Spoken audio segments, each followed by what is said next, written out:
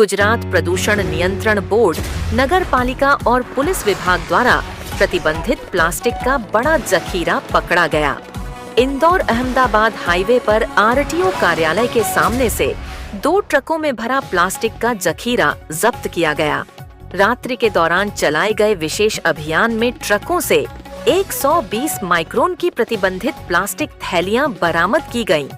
ये प्लास्टिक का जखीरा हालोल से झारखंड की ओर ले जाया जा रहा था। अभियान के दौरान दोनों ट्रकों में अनुमानित लगभग 5 टन प्लास्टिक होने का अनुमान लगाया गया है। जब्त प्लास्टिक को दाहोद नगर पालिका परिसर में रखा गया है। कुल प्लास्टिक की मात्रा की गणना की जा रही है। दाहोद से महेश वर्मा की रिपोर्ट।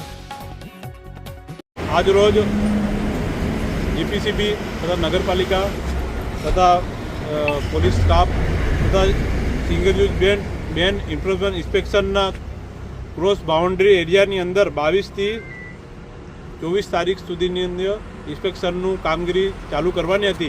તો આજ રોજ અમે સંયુક્ત જીપીસીબી તથા નગરપાલિકા તથા પોલીસ જે અમારા સંયુક્ત કામ જોડે પરિપત્ર આધારે કરી છે એની અંદર 120 માઇક્રોનથી ઓછીવાળી પ્લાસ્ટિક બેગો અમે પકડી છે।